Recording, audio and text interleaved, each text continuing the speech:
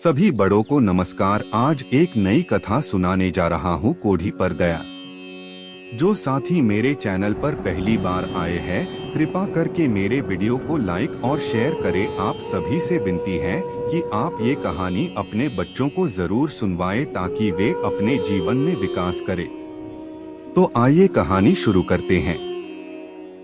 आप गुरु नानक जी को जानते ही हैं। गुरु नानक जी सिख पंथ के संस्थापक हैं। वे गांव-गांव जाकर लोगों से मिलते थे, उनके कष्टों को दूर करते थे। एक बार श्री गुरु नानक जी लोगों के कष्टों को दूर करते हुए एक गांव के बाहर पहुंचे और वहां उन्हें एक झोपड़ी दिखाई दी। गांव से इतनी दूर बाहर बनी उस झोपड़ी को देखकर उन्हें आश्चर्य हुआ। वह उस झोपड़ी में पहुंचे। उस झोपड़ी में एक आदमी रहता था जिसे कुष्ठ रोग था। कुष्ठ रोग त्वचा से संबंधित रोग है तथा संक्रामक भी है। उस रोग के कारण गांव का कोई भी व्यक्ति उसके पास नहीं जाता था। कभी किसी को दया आ जाती तो उसे खाने के लिए कुछ दे देते थे। गुरु नानक जी उस कोढ़ी के पास गए और उससे कहा, भाई, यदि तुझे कोई समस्या ना हो तो हम आज रात तेरी झोपड़ी में रहना चाहते हैं। नानक जी की यह बात सुनकर कोढ़ी हैरान हो गया। वह सोचने लगा, ये क्या कह रहे हैं? गांव के लोग जो मुझे जानते हैं वे भी मेरे पास नहीं आते, परंतु ये तो मुझे जानते भी नहीं तो मेरे घर में रहने के लिए कैसे आ सकते हैं? यह सब कोढ़ी मन ही मन सोच रहा था। वह अपने रोग से इतना दुखी था कि चाह कर भी कुछ ना बोल सका, केवल नानक जी को देखता ही रह गया।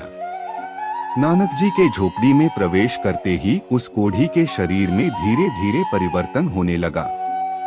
यह उस रोगी के ध्यान में आ रहा था, परंतु वह कुछ नहीं बोल पाया। गुरु नानक जी ने कोढ़ी की ओर हंसकर देखा। गुरु नानक जी के साथ उनका एक शिष्य भी था। उसका नाम मर्दाना था। गुरुदेव ने उससे रबाब बजाने को कहा और ऐसा कहकर वह उस झोपड़ी में बैठकर कीर्तन करने लगे। रबाब एक प्रकार का वाद्य होता है। उम्मीद है आपको कहानी पसंद आ रही होगी। कृपा करके मेरी वीडियो को लाइक शेयर कर दे और मेरे चैनल को सब्सक्राइब कर दे। अब आगे की शेष कहानी सुनिए। कोढ़ी बड़े ध्यान से कीर्तन सुन रहा था। कीर्तन से पहले कोढ़ी के हाथ ठीक से हिलते भी नहीं थे, परंतु कीर्तन समाप्त होने पर वे सहजता से जुड़ गए।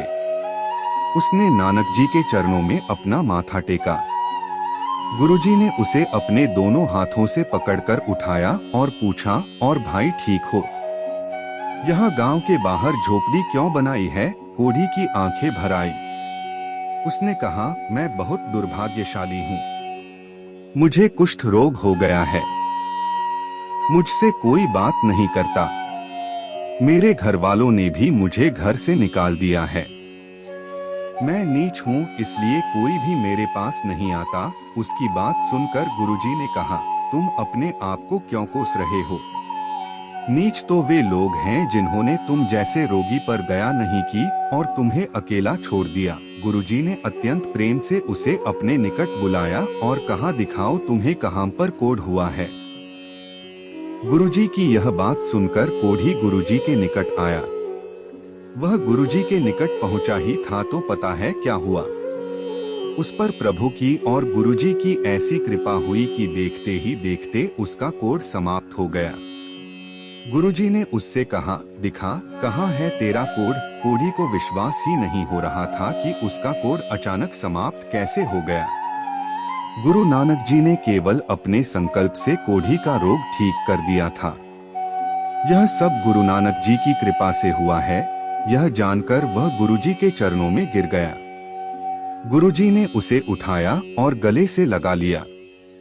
उन्होंने कहा, तुम्हारा यह रोग केवल प्रभु की कृपा से नष्ट हुआ है।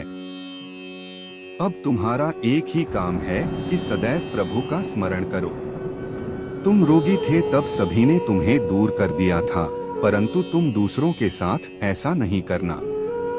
जिस प्रकार भगवान ने तुम्हारी सहायता की है, उसी प्रकार तुम अन्य रोगियों की सहायता करना। यही तुम्हारे जीवन का मुख्य कार्य होगा। गुरु नानक जी की बात सुनकर वह आनंदित हो गया और उसने नानक जी के चरण पकड़कर उनकी कृतज्ञता व्यक्त की। पूरी कहानी ध्यान से सुनने के लिए धन्यवाद। अंत में यही कहूँगा, ईश्वर आप सभी को सुखी रखे और अपना ख्याल रखे।